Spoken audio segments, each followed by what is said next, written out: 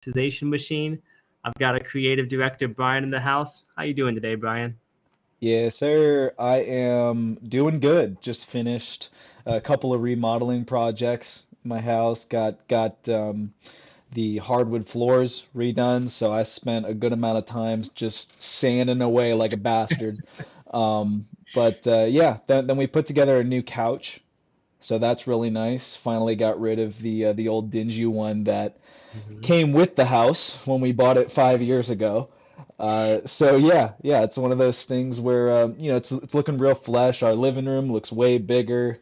Yeah, there's a lot of good stuff, but I'm excited to get on to chat with you, man. There's a lot of cool updates, and I can see. Oh man, I just noticed all the D's in the title.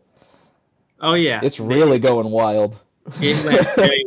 I wanted to put exclamation marks, but I thought that's going to be too much. So just all of the D's instead. Absolutely, dude. How are you doing, man? I'm doing a lot better than last week. I did my second COVID shot, and it smacked the hell out of me. But it wasn't as long. Last time was an entire week that I was out. This time was just like a day and a half, and then the next day was just recovery. But I did it to where I could do it over the weekend, and now I'm good to go to fly all over. I'm excited to start getting to different conferences again. It's real exciting to see the way that even though the crypto markets have been pretty whack for the last couple of months, admittedly, I am so impressed with the amount of action, the amount of progress that's being made, and pretty much, I mean, most of the ecosystems that I look at. And when I take a look at some of my favorite projects and see, I mean, Astar is one of them that just really blew up, and Luna, that's a project that I've been eyeing for a while, and I just started taking nibbles into earlier this year, and to see the way that they're changing the game. I'm getting ahead of myself a bit here, but I think that, well, why don't we start there? We'll go out of order a little bit.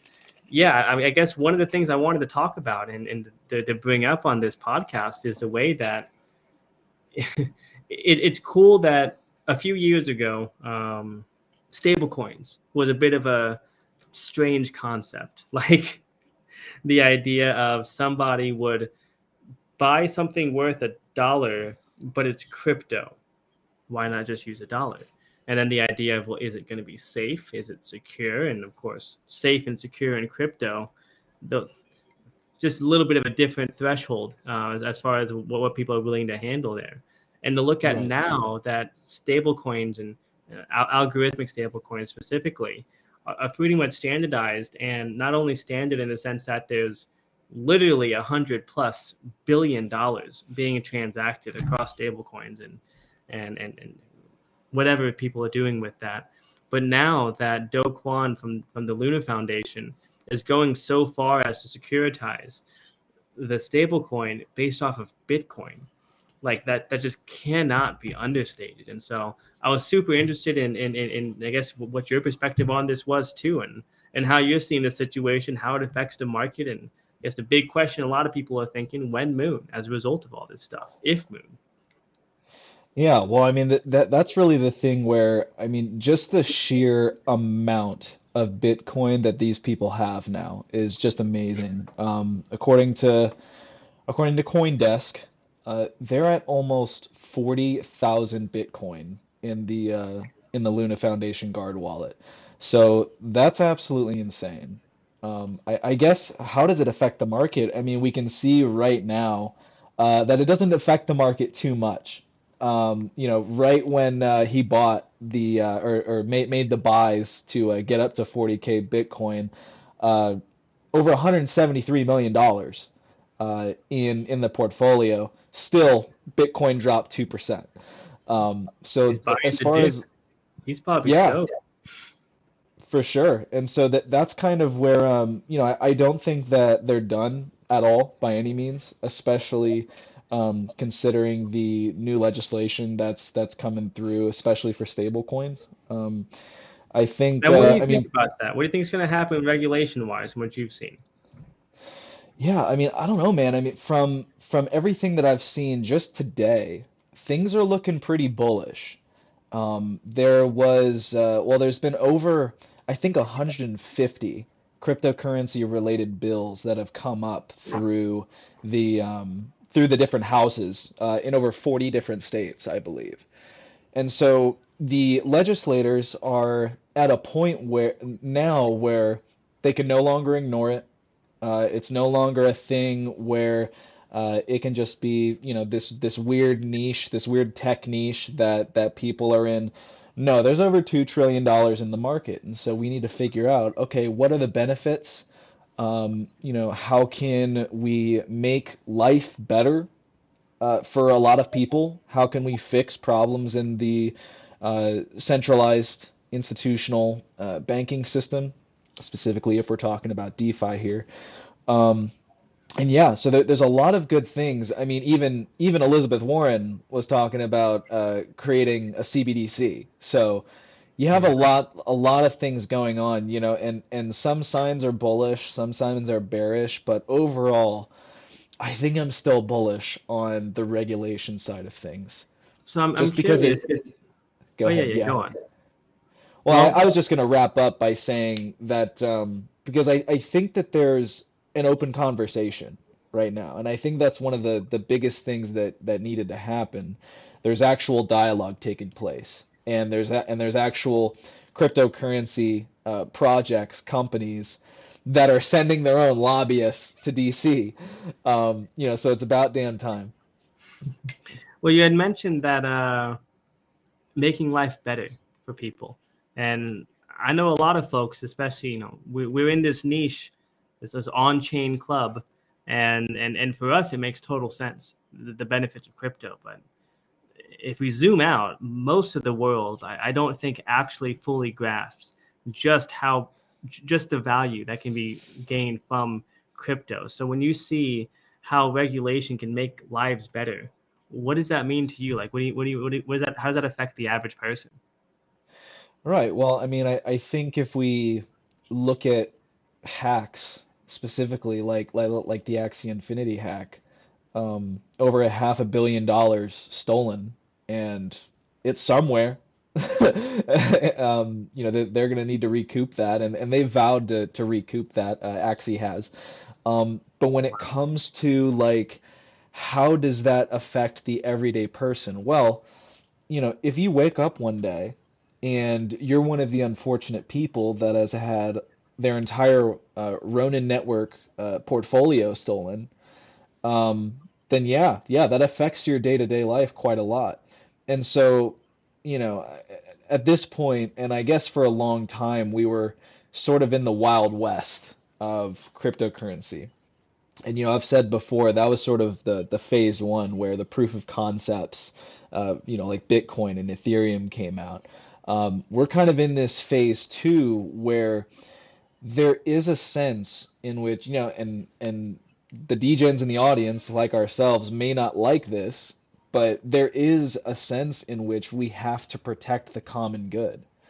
The entire point of Bitcoin, the entire point of any other cryptocurrency or adjacent product on the market, the entire point is to provide value and to help people to not have to rely on the centralized institutions that have historically been shown to disenfranchise people and to mistreat I people. guess a lot of Uh, people are pretty scared though because of hacks like what you just described, and maybe I'm missing something, but that sounds like a negative for people. I mean, they say that they're going to try to get it back, but if I'm looking at it from the perspective of how crypto helps the average person, it's just one of those things I think about a whole lot because there's a lot more folks on the sidelines than there are in the game right now. And seeing how to be able to bridge that gap is a topic that I think for all of us as an industry, it's just the better we can understand these things, the more effectively I think we'll be able to scale this out for people. So yeah, I guess I wonder right. where is it that you see the benefits that are coming from on how crypto is helping people. Right. Well, I think that I mean the I guess if I'm going to be brutally honest, as far as how does crypto help people now, um, it kind of doesn't. cryptocurrency and blockchain kind of doesn't help anyone right now because the entire value proposition behind cryptocurrencies and blockchain is that everybody needs to use it. Because it's a closed network. And of course, you have Polkadot, Cardano, other projects like that who are, working on interoperability. But when it comes to, I guess to answer directly, the value that I think cryptocurrencies provide now, I don't think they do, aside from uh, riding pumps and investing in future innovation Yeah. because where the oil really gets hot, where we really start cooking with grease, is when adoption actually takes place. And we see a lot of that taking place in ecosystems like Cardano and Polkadot. I believe the 31st parachain slot on Kusama just got um, achieved one, I spaced on the word, but when it comes to secured, when it comes to what you see, that there's a lot of great things happening, and I think that as far as the people who are on the sidelines who might see all of these issues, the hacks, the pump and dumps, the scam chains, yeah, I mean that's gonna happen for sure, and that's why I think um, not just the fundamentals, but really the bottom line unique value proposition that each project is bringing. That there's a difference, I think, between a project like Cardano and a layer two project like an Axie, like Ronin. Um, I don't see Cardano getting hacked at any point in time, like soon. Okay, but when it It'd comes be to, brutal if it did.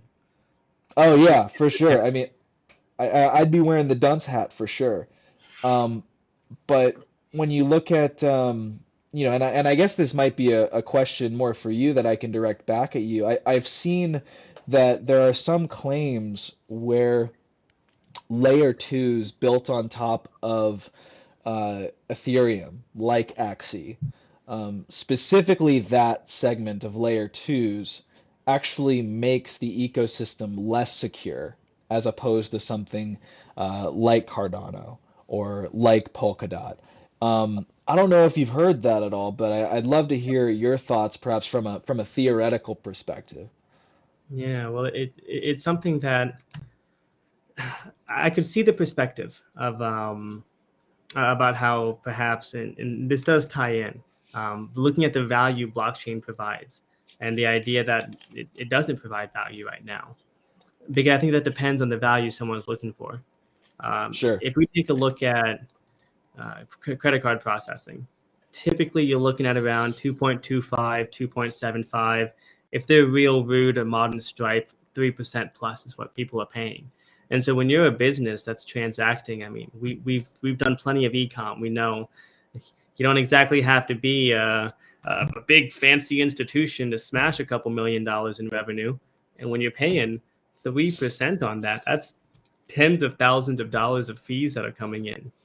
Meanwhile, if a person wants to send over $1 million of Bitcoin, if they're going to pay $30.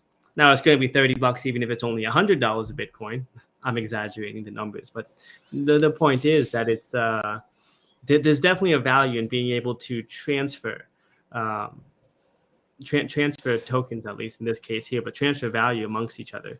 Solana Pay has been something that's really fascinated me lately because of just how effortless the integrations has been. The way that people are able to slap a QR code on the side of a register, and now someone can just scan it, transact just as easy as Apple Pay or Google Pay. That's a game changer, especially at sub, less than $1 for sure, but less than a penny transaction cost, and to be able to do that at For sure. scale, where it's one of those fun things that people can describe how Solana broke and it had to be shut down and it couldn't be scaled at 400,000 transactions a second Yeah, well, with the and hypothetical peak is 65K. Right. Yeah. It's absolutely. I mean, there's FUD everywhere. There's fake news everywhere. But when Yeah, it comes to like, I guess just to clarify, I think it's those people on the sideline that, perhaps their perspective, and I've at least seen this in the research that I've done is, they don't see the value that cryptocurrency provides. What I see, I guess, as a clarifying statement is that cryptocurrency provides value to people who use it. Um, but it's yeah, I mean, reasonable. So I say that because I think the conversation is really then what is the value a person looks for? She's a business owner is looking to be able to keep their costs low and ideally keep as much of their profits as possible. And so if they're able to pay 0.05% transaction fees as opposed to 3% transaction fees, well, that represents a 60x savings on what they're spending already.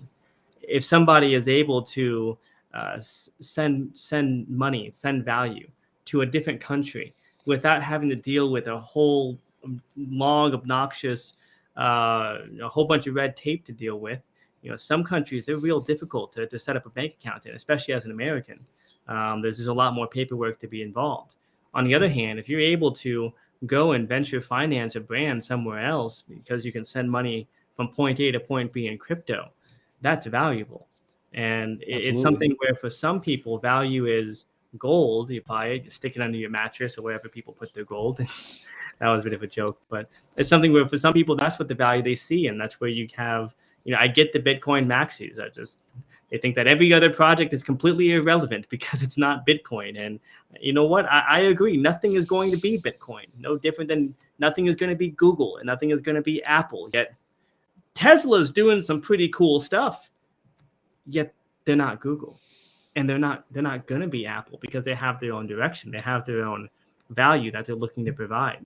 And so then when we take a look at the different chains, then going, I guess, down to the individual user, looking at Axie Infinity versus another layer two, such as like Polygon versus other L1s like Cardano or Solana. Well, now we're getting to what is the value that we see comparatively, because we've got the discernment to be able to decide, do we feel more comfortable in ecosystem A versus ecosystem B? I bring that up because one of those pieces where from a of course, marketing geek in me pops out a whole lot. I do look at what are the market segments that we're serving, and what are the best ways to be able to provide value to people. Because if as a project we can really hone in on who is it that we're serving and what are they looking for, then sure, there's going to be a lot of folks on the sidelines who may not see that value. And that's okay. I mean, we Right. were slinging the hell out of some fidget spinners. And meanwhile, we were making fun of fidget spinners, avocado slices, cupcake molds. Yeah. I mean, there was some dumb stuff that we were selling, but most people don't buy that stuff. But enough people did that some random folks online were able to cash in to the tune of just gnarly numbers. And there's something similar here in blockchain, I believe, where if we can take a look at, well, from the technology, and I guess to go back to your question on those differences, and just want to make sure I remember, because I went to detour, took the scenic route there. When No, I looking hear at you, bro. L1s, L2s, and considering the technology of, was it the value coming from the differences in tech, or what was your question again? Yeah, so my question was basically from a security perspective. So we were Right. talking about Axie and the claim that the L2 builds on Ethereum are less secure for some technical reason. Again, I'm a creative lead. But when it comes to that versus something like a Cardano L1 or a parachain built up on Polkadot, does Yeah, man. that clarify it a bit more? It does. This is going to be an unpopular opinion, but I don't think any of it is going to be, quote unquote, secure yet. If anything, there's really only two platforms that are verifiably secure, and they went through hell to get there. That's Bitcoin and Ethereum. And at this point, both of them have been smacked around with everything that the world, nation states, and companies and individual groups of hackers all over the world have done everything they could to take them down, and they haven't. But when we take a look at, Cardano, Polkadot, Solana, these are ecosystems that I spend a lot of time in. It's still being built. There's Yeah. still challenges being solved, and while a lot of these security vulnerabilities, unfortunately, it's usually human error. And again, I'm not a senior engineer, a senior blockchain engineer, or anything like that, but I do spend a lot of time around these folks and around this industry, and it's something that when you're looking into cybersecurity, we usually think of the guy with the hacker hoodie on. He's sitting there in the dark. He's got the LEDs behind him, and that's just kind of the image of a hacker. And we think that the person just types on his computer super duper fast and breaks into somebody's stuff. That's not usually the case. Usually it's something stupid. Someone gets a message on Telegram with a sketchy link and they click on it. They don't have a VPN on, and now some information was able to be taken that it'll be cross-referenced to a data set on the dark web that has a whole bunch of passwords, and boom, now the person just found the password because you just gave up your IP address without realizing it. Something small, but something that can be controlled. Social engineering is another real big one, that people will go in and they'll act like there's somebody else. Maybe they'll act like an authority figure. How many times have you gotten the tweet from Vitalik Buterin telling you that you just won 15 ETH? just send them your address. Just send them your keys, and don't ever send keys to anybody that's listening. No one, like literally no one, will ever ask you, and it's under no circumstance is it ever appropriate to share your keys. But unfortunately, it's something where people will fall for this. And just like email scams, there are still people that are probably falling for the Nigerian prince who's just so gracious as to give a portion of his money. He just needs you to send him a couple $100 to take care of the shipping. I say all of this because when it comes to security, while yes, the network fundamentals has a lot to do with it. If we take something like Polkadot, created by the same guy that put together the original architecture for Ethereum, realized, whoopsies, this is a proof of concept. We need something that's going to be more institutional grade and able to scale. They had their different ways of looking at things. I'm vastly oversimplifying, but the point is, a smart cat, Gavin Wood, he does still. I think he's a couple steps ahead when it comes to really understanding security. I believe that Hoskinson is right there as well, and so is the gentleman from Solana. But the point is, you can't fix people. You can't stop a developer from, in the case of Ronin, what happened is that they had, and I don't remember all the details off the top of my head, but there was some type of a opening that they had released to make it easier for them to scale quicker. It had a whole lot of people coming in last year, and they needed to basically loosen things up in terms of security. And somebody forgot to lock one of the doors, essentially. And a person was poking through the old archives. They found this vulnerability, basically a door in the bank vault, just wide open, and they decided to go in. There's been multiple situations like this. Unfortunately, there was actually a guy, I don't even remember which chain this was, unfortunately, but here the anecdotal story alone can be descriptive of how this works. There was a chain where someone submitted a proposal to be able to change how wallets can be moved to something, and no one else voted against the proposal because within this community, so few people actually understood how governance works that the hacker didn't have to hack anything. It had nothing to do with the security of the underlying network, layer 1, layer 2. It's people. He gamed the system. And for those types of exploits, yeah, I would say that while there's one corner of it, which is the technological security of something, from that perspective, sure, layer 2s can cause a lot more attack vectors or points of entry where there can be challenges. At the same point, though, if I look at where the real damage comes from, it comes down to education. It comes down to understanding, which is why I take so many approaches to the marketing side of things. Because while unfortunately, and I'm a developer too, so I did it, but a lot of developers, they don't respect or appreciate marketing. They think all marketing's a scam, which is reasonable because it sounds like it until we take a look and realize that there's definitely a difference in the way that Tesla and Apple markets versus the way that, I don't know, if we take well, a Chromebook, that's got a very different brand perception than a Tesla Right. car or an Apple iPhone. So yeah, it's something where the messaging and being able to get not just a message of why chain X is better than chain Y, but to also get the messaging of here's how you protect yourself.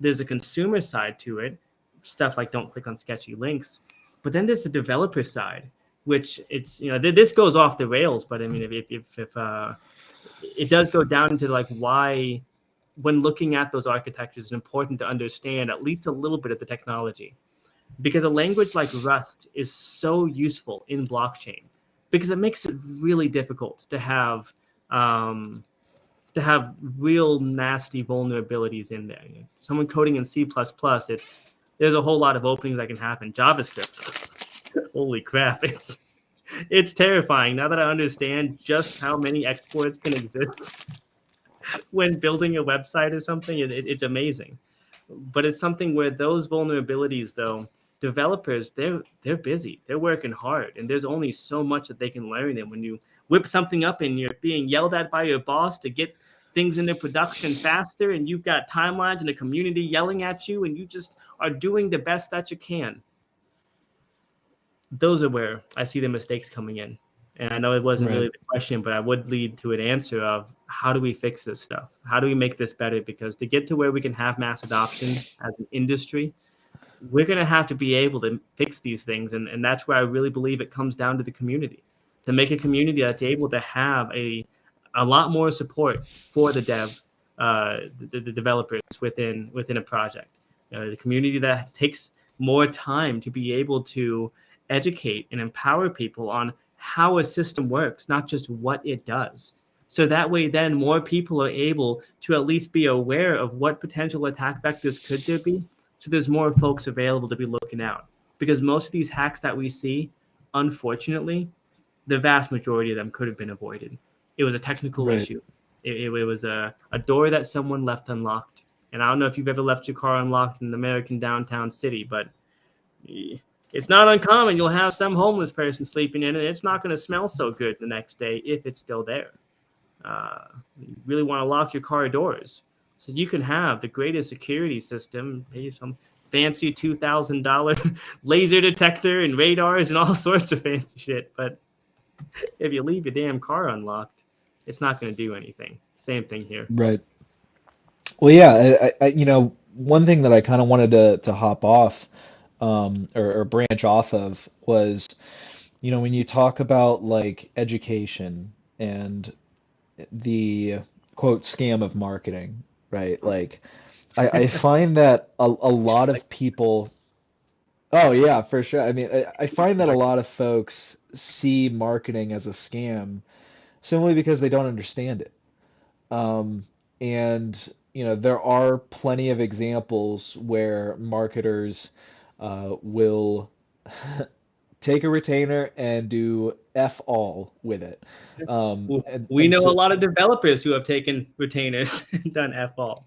yeah, no, We it's do. a thing where, one, it is a problem of humans. But two, I think that this is something helpful that really this show can help with is, sort of breaking down why marketing is so important and why um, basically the science behind advertising, because you mentioned Apple and Tesla, and those are two really prominent corporations in our lifetime. And why are they so successful? Why I would argue that one of the reasons why they're so successful is because they know their customer, right? Mm. For literally hundreds of years, one of the most basic principles of marketing that has been uh, not just not just like anecdotally proven, but psychologically proven. There are certain ways to sell that work. Um, and so when you look at the concept of knowing your customer, like you know Apple people. Like when you're walking down the street and you see somebody, like you know that they're an Apple person.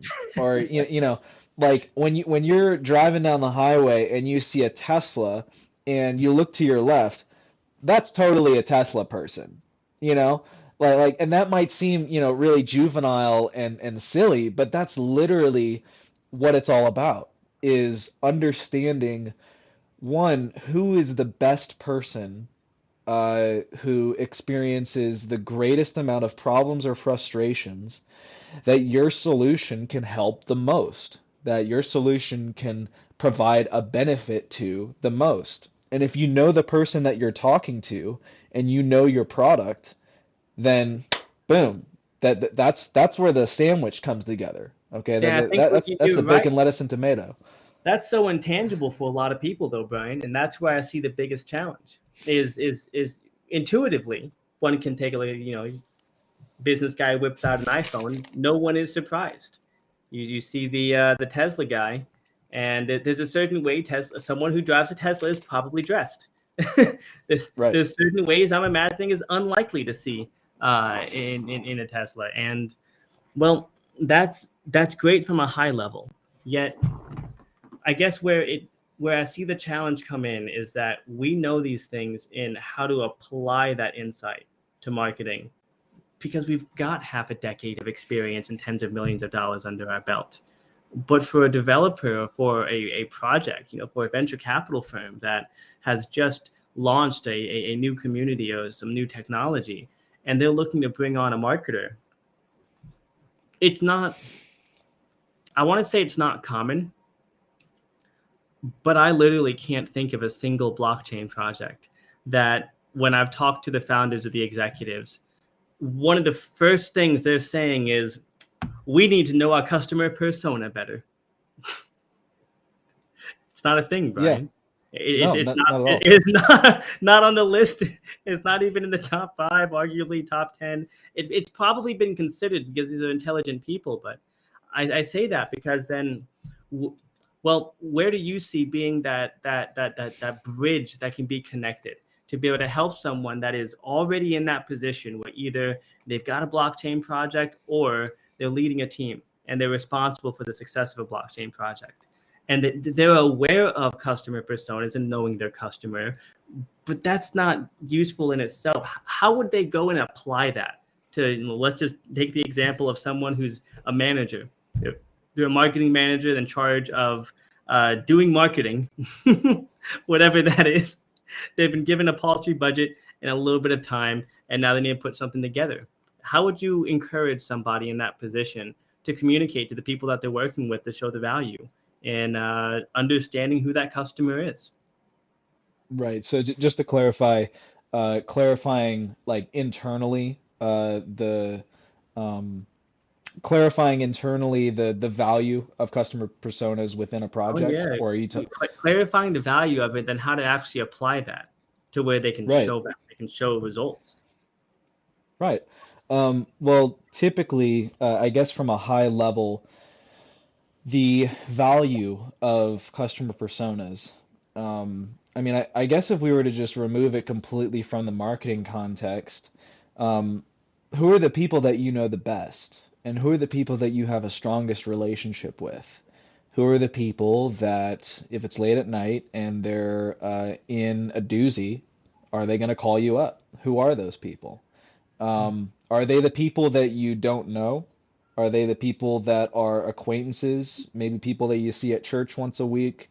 Maybe one of your coworkers? No, it's going to be one of your close friends. It's going to be your child. It's going to be a cousin, whatever.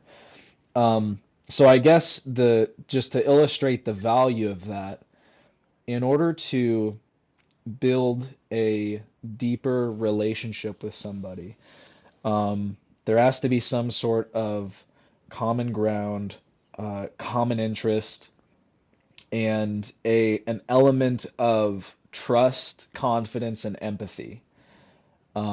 And so as far as the exact value there, you're going to be able to talk to people in your life that you're in a stronger relationship with better than typically a stranger. And of course, generally speaking, there are many people who love just meeting random people on the street. But when it Not the comes average to developer. yeah, yeah, but when it comes to the value there, it's the value of relationships. And again, that I'm struggling because there is a sense in which a lot of this stuff is intangible. When you look at an article, right? When you look at an article that is written for a certain customer persona, well, how do you actually differentiate? Okay, is this for the right persona or is this for somebody else? Um, so how do we apply that? When it comes to one, making sure that your research is on point. How do you actually apply it? Well, you have to know what other people think about your solution, about I don't want to say the N word, the niche word, but the specific lane that you're in. Okay. Um, Knowing that and understanding that first of all, and second, I guess I would say applying it is about, yeah, knowing the person. When you are talking to a family member, you can tend to understand their actions or what actions they might take, or how you can get them to uh, take a certain action that you want them to take more than perhaps a stranger. Um, and so that's the value, and applying it is simply always having that person in your head. And and this is something that I'm always developing as far as the theory of customer personas, because it is highly difficult, or I would say it's not as simple to directly apply a customer persona. But as far as the practical advice that I would give to anyone is, one, if you're a developer, you don't really need to know about customer personas. You don't need to, put together a 30-page brief on your different customer personas. That's not your job as a developer. That's not your strength. That's not your zone of genius. And so, what I would say, just to wrap up here with this diatribe on customer personas, is yeah, there is an element where it's not simple to apply it, but the biggest piece of advice is just to imagine yourself sitting at a bar or at the dinner table, if you're a dry person, um, sitting at the table, and you're talking to them and you want them to take a specific action. Whether that's contributing to a crowd loan, whether that's downloading an ebook that you made, whatever it is, you're trying to convince this person that's sitting at the table in front of you to take a certain action. And those elements of trust, confidence, and empathy, those are the three elements that's going to decide whether or not they're actually going to take that action. And we can definitely dive deeper into trust, confidence, and empathy, because those are absolutely critical elements to all sales. But For yeah, sure. I I wanna wonder send it over to you. but there's a couple of components there that really stood out to me as you were describing.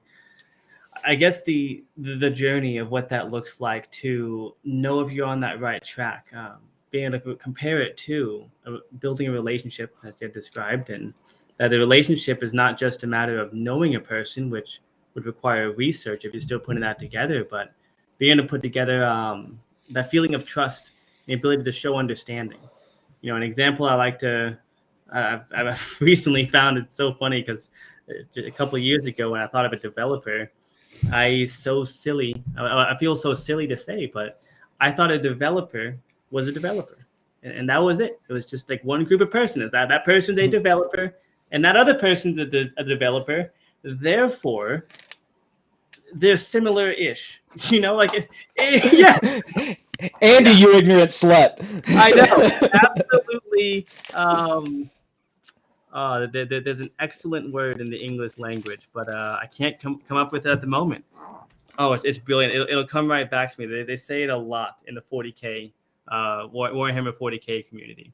Either way, though, so it's something that oh, it's horrible. That word is going to just burn a hole in my head until it comes out. It's all right. It'll come back in. The point is, as ridiculous as that sounds, now I understand that a data engineer and a front end web engineer, they're not the same.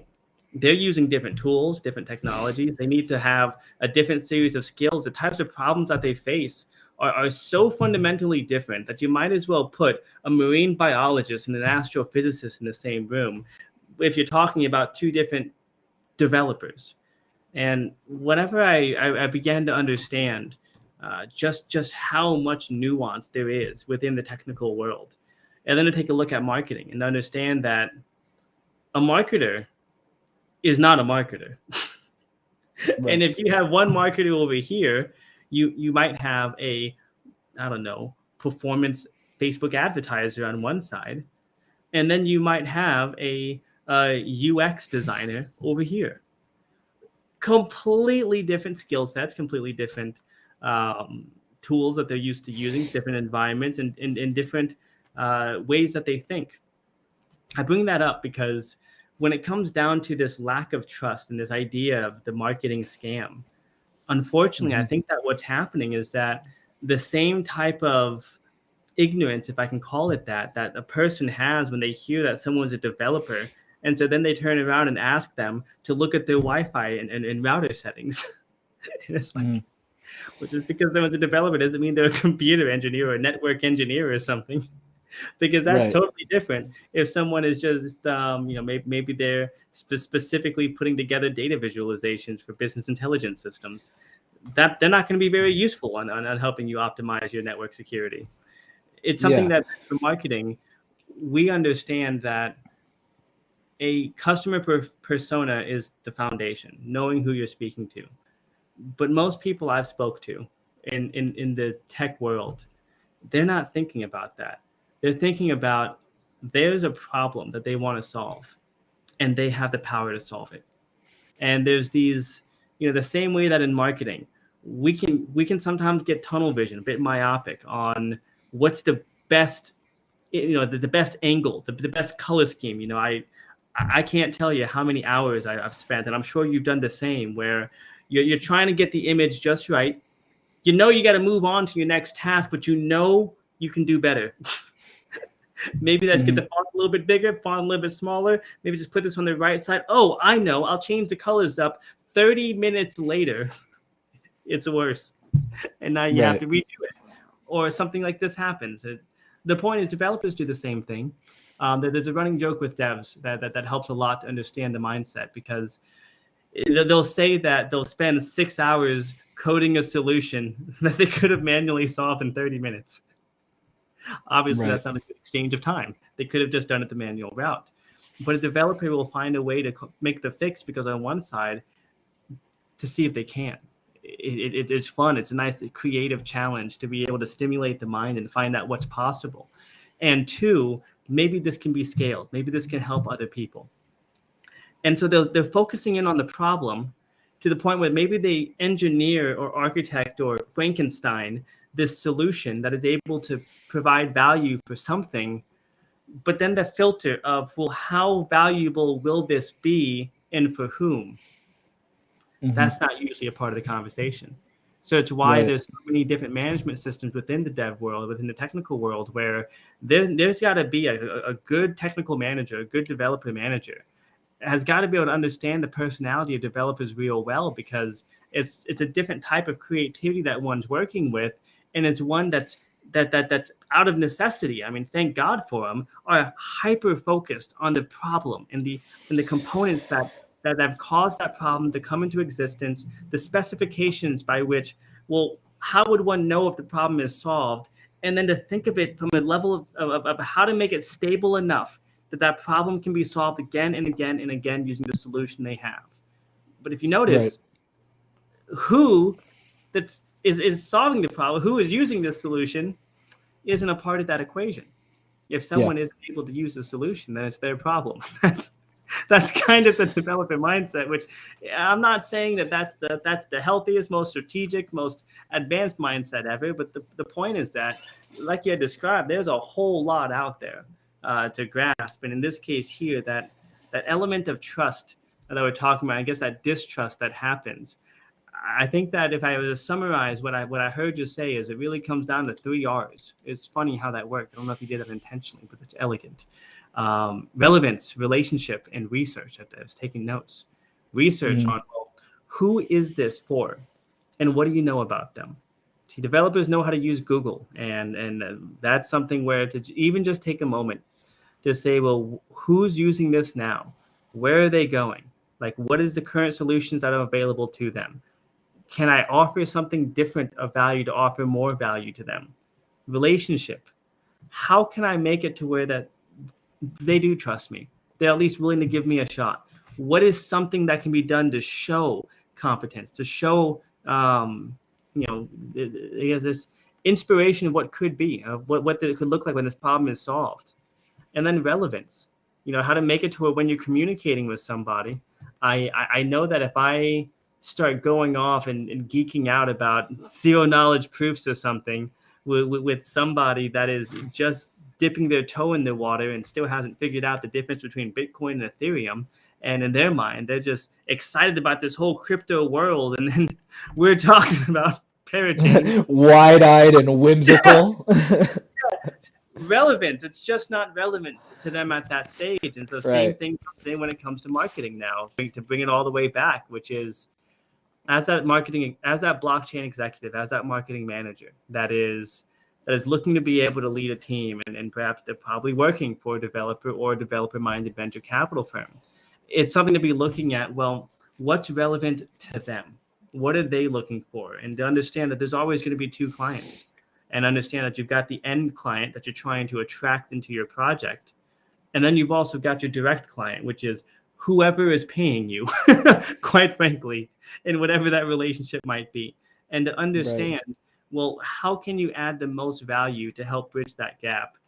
It is something that I think is pretty experimental, and I think that there's a lot of room for growth, because what I really enjoy seeing, and I kind of, I think this will be well, actually, I guess there's a couple more routes we can go into, but I guess just to take a moment and share what I envision as this monetization machine podcast expands, is that we can create a source where, we're not just talking about shameless shills and, when the next, what the next project to Moon is, or even just the techno details, which I personally love, but to talk about how do we make money consistently? How do we know that there's an opportunity here? In real estate, this is a detour that is shockingly relevant here, that usually you would see investors that they invest in apartment complexes, they invest in hotels, they invest in subdivisions, whatever there's the N word, niche might be in, that's what they build. And so they're apartment builders that look for places to build apartments. My mentor was different. He's like, that's kind of stupid. I want to invest in what's going to make me the most money. I like his approach. Right. What he would do instead is he would analyze an area. He would take a square and he would study every single building. No exaggeration. Every building, he would be aware of when was it built, who put it together, what is the relative success of it. And he would create these giant serial killer-like maps to be able to understand, well, where are things moving? Where have they been and where are they going? Because with that, he would be able to tell, okay, well, it looks like the people who live in this area, they work here, here, here, and there. These areas have a lot of increase in office space, which means it's going to be a higher population in this area. And it looks like while apartments could be good, really, we need a damn gas station over here because people are going to be trying to commute. I'm making up an example, but the point is it was needs-based research. And that's part of what I see as missing right now in the blockchain space. Being able to understand, well, yes, for sure, maybe we're real good at fill in the blank thing that is our specialty. But instead to be able to look at, well, going back to value, which is kind of an elegant full circle to come back to, to look at it from the perspective of, well, what value is that we're trying to provide, and who can we give that to the simplest? Who's actively looking for that solution? If I'm trying to expand out Solana Pay, I'm probably not going to go to a I don't know, to a college where it's a bunch of college students. I don't know how useful that might be for them, but if I take a whole bunch of digital marketers, they're probably going to be stoked on Solana Pay. Like, what? You're telling me I can just slap this onto a website, not have to deal with PayPal or Stripe locking my funds up for 3 to 6 months for absolutely no reason? Right. And the fees are almost non-existent. Winner, chicken dinner. You're going to have these people running around in lining up around the block to sign up for something like that.